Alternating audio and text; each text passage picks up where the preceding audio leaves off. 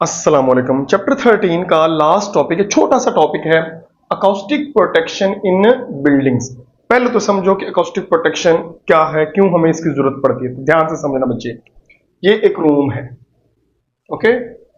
इस रूम में ये बंदा स्पीच कर रहा है, बहुत बड़ा हॉल है, ये सारे ऑडियंस बैठे हैं, ओके। अब जब ये बोलता है तो आपको पता है साउंड ऑल डायरेक्शन में जाता है। तो मैं एक साउंड वेव ले रहा हूं जो इधर गई और इधर आई ऑडियंस में, और कुछ उसका साउंड सीधा ऑडियंस में आएगा। तो ये रे 2 कह लो और ये रे 1 है।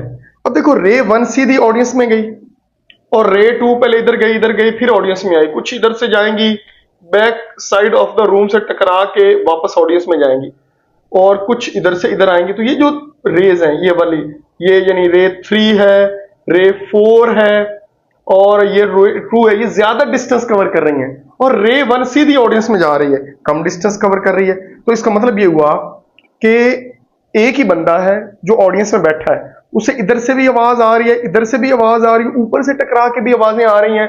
तो क्या होता है, तो आवाज में रिवर्बरेशन पैदा होती है, और ये जो टकरा के आ रही है इनको बोलते हैं रिवर्बरेशन।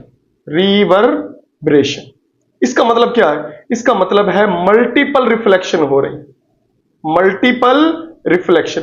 अब जब मल्टीपल रिफ्लेक्शन होती हैं तो ऑडियंस को आवाज क्लियर नहीं आती। बात समझ आ रही? जब ऑडियंस को आवाज क्लियर नहीं आ रही तो जाहिर है हमें कुछ ऐसा करना है कि ऑडियंस तक आवाज क्लियर जाए। उसका तरीका क्या होता है? उसका तरीका मैं आपको बताता हूं। कोई भी बच्चा अगर सिनेमा हॉल में गया है तो उसने देखा होगा ये, तो उसकी जो दीवारें होती सिनेमा हॉल की सारी, वो सॉफ्ट फोम से बनी होती, बस समझे, वो सॉफ्ट सरफेस होती। उसका क्या फायदा है? यहां पे स्पीकर लगा है, आवाज अगर दीवार से टकराएगी ना तो दीवार उसको अब्सॉर्ब कर लेगी, टकरा के वापस ऑडियंस में नहीं आएगी। हाँ, लेकिन जो ऑडियंस में सीधी आवाज जा रही है वो बस जाएगी, जो दीवारों से टकरा के आनी है वो सारी की सारी दीवारों ने क्या कर लेनी है? अब्सॉर्ब कर लेनी। अब सोचो, जब रे 2 दीवार से टकराएगी वापस नहीं आएगी, ये भी वापस नहीं आएगी, 4 भी वापस नहीं आएगी, सिर्फ ऑडियंस को जो सीधी आवाज जा रही है वो जा रही है, तो ऑडियंस को सुनने में कोई दिक्कत, कोई प्रॉब्लम नहीं होगी। तो ये काम करता है अकॉस्टिक प्रोटेक्शन। बात समझ आ रही? क्या करता है acoustic protection? Reduce the unwanted sound, unwanted sound को कम करता है using soft and porous material.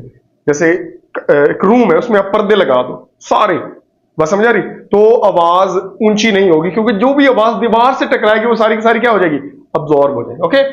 Which absorb sound and minimize echoes, यानी एकोस को कम करता है और जो साउंड है उसको क्या करता है? अब्सॉर्ब करता है। तो सुन लो, अनवांटेड साउंड को अब्सॉर्ब करना कहलाता है अकॉस्टिक प्रोटेक्शन। समझ आ रही? तो आपको पता है ये किस लिए की जाती है? ताकि रिवर्बरेशन से बचा जा सके। एक और तरीका भी होता है, एक तो होता है ना सारी सरफेस को सॉफ्ट कर दो, एक और है कॉन्फ्रेंस हॉल ऐसे कर्व बना देते हैं, ऊपर से ऐसे कर्व होते हैं, ताकि जो भी साउंड जाए सीधा ऑडियंस में एक ही रिफ्लेक्शन हो, मल्टीपल रिफ्लेक्शन ना हो। पहले ये देखो, साउंड इधर जा रहा है, इधर जा रहा है, फिर ऑडियंस में जा रहा है। यहां पे क्या हो रहा है? सीधा साउंड जाएगा सीधा ऑडियंस में, यानी ऊपर से कर्व शेप बना दी जाए। तो बच्चे, दो तरीके होते हैं रिवर्बरेशन को रोकने के लिए। पहला है सॉफ्ट एंड पोरस सरफेस, यानी फोम वगैरह यूज किया जाता है। और दूसरा तरीका ये होता है कि जो कॉन्फ्रेंस हॉल है उनकी शेप क्या हो? कर्व।